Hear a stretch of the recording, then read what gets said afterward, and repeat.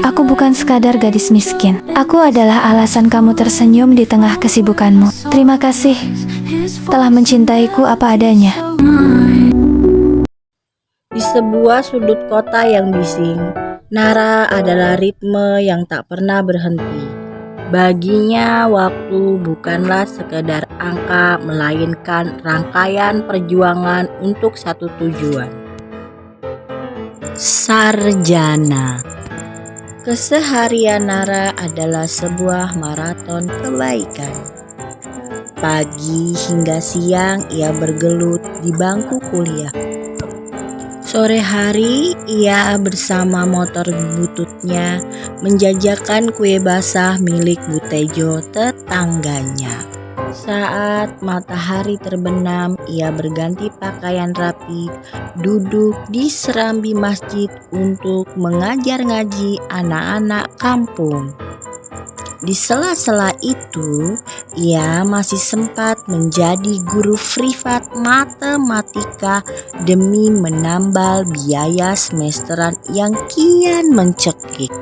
Suatu hari muncul sosok Robi, mahasiswa baru yang penampilannya kontras dengan lingkungan kampus. Robi kaya, modus, dan mengendarai mobil mewah.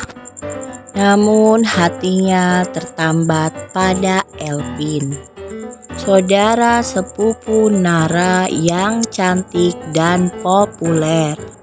Mengetahui Nara adalah kunci mendekati Elvin, Robi mendatangi Nara dengan tawaran yang gila.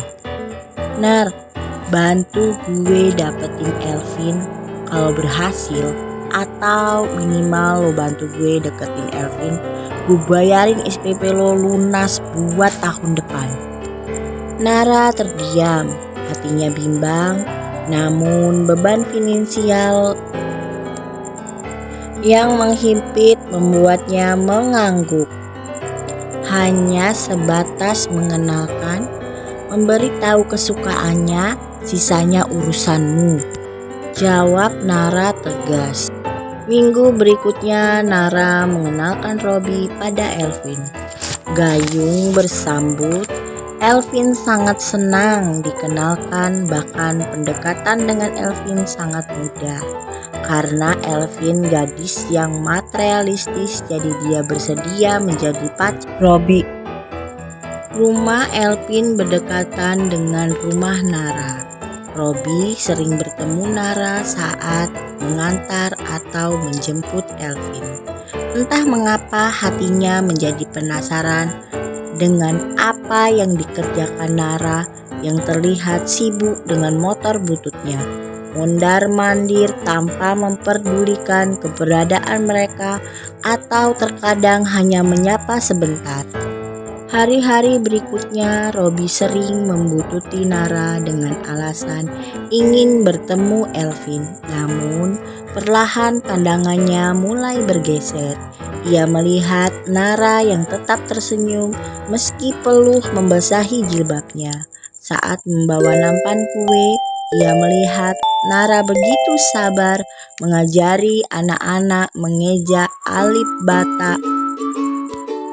Robi juga baru menyadari betapa ketatnya prinsip Nara. Gadis itu tak pernah mau diajak makan berdua, tak pernah mau bersentuhan, dan selalu pulang tepat waktu karena patuh pada didikan religius ibunya. Gadis ini berbeda, batin Robi.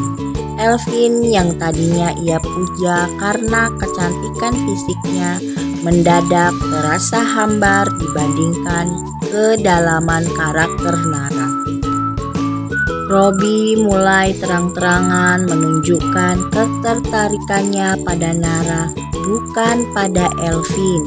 Bahkan dengan terus terang pada Elvin, ia memutuskan hubungannya dengan Elvin karena ia lebih menyukai Nara. Awalnya Elvin menolak, bahkan menuduhnya mempermainkan mereka. Namun Elvin yakin Nara tidak semudah itu menerima Robby karena ibunya Nara menanamkan benteng agama yang sangat teguh. Tidak ada kata pacaran. Robby pun mengutarakan isi hatinya pada Nara lewat chat WhatsApp. Karena sosok Nara yang sulit dihubungi, Nara menolak tegas. "Maaf, saya bukan wanita yang mempercayai hubungan pacaran. Kamu bisa cari wanita lain," jawab Nara. "Lalu apa? Pernikahan?" tanya Robby. Lama Nara tak menjawab chat WhatsApp itu. "Aku serius, Nara." Di seberang jalan, Nara bimbang membalas chat WA Robby. Bagaimana kalau dia benar-benar serius? Tapi tidak mungkin. Tuan muda manja Robby pasti hanya asal bicara. "Kalau kamu mau dekat dengan saya, bicaralah pada ibu saya. Dan di kamus kami hanya ada satu jalan, pernikahan." Nara tersenyum. Dengan begini, Robby pasti mundur dan takkan pernah mendekati dia lagi. Robby tertantang. Robby bukanlah seorang pemuda yang kaya dan manja. Faktanya ia adalah pewaris tunggal dari konglomerat Arta Group. Baginya mendapatkan apapun biasanya dengan mudah ia dapatkan. Namun mendapatkan hati Nara butuh perubahan jati diri. Tanpa sepengetahuan Nara, Robby mulai memperbaiki diri. Ia meninggalkan kemewahan yang mencolok, mulai belajar kembali dasar-dasar agama hingga akhirnya dia datang ke rumah kecil Nara. Bukan dengan mobil sport, melainkan dengan niat tulus, keberanian seorang laki-laki. Dia tidak membawa bunga, melainkan membawa kedua orang tuanya untuk mengajukan ta'aruf. Dan tak lupa membawa ustadz guru spiritualnya untuk menjembatani pembicaraan mereka. "Saya tak ingin membelimu dengan uang SPP itu, Nara. Saya ingin menjagamu dengan sisa hidup saya," ujar Robby, membuat Nara tertegun. Dengan wajah pucat pasi ia menatap bundanya. Harta satu-satunya yang ia punya di dunia ini. "Bun, aku bisa jelaskan ini," ujarnya tergagap. Bundanya tersenyum. "Robby sudah jelaskan ini kemarin, saya. Dia datang ke rumah dan menjelaskan semuanya tentang kamu dan Elvin." Nara menelan ludahnya. Dia lelaki baik dan sopan. Semua terserah Nara. Kali ini Bunda ikut keputusan Nara. Karena sejak dulu bundanya menentang keras jika ada lelaki yang mendekati Nara. Semua itu dilakukan untuk menjaga Nara. Ditambah lagi bundanya adalah seorang single mom. "Nara, bersediakah kau menjadi istriku?" pinta Robby lagi. Nara mengangguk dan menangis.